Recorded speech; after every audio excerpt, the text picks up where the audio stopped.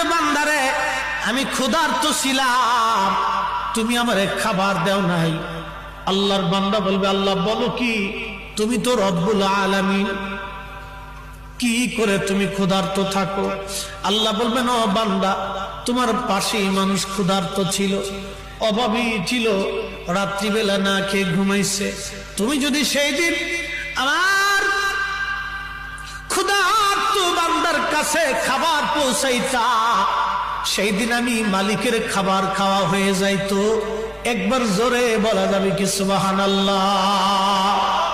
বাজার, আমার দেশে বহু ধনী আছে, বহু ধনী, প্রত্যেক বছরে 2-3 বার করে মক্কা মদিনায় যায়।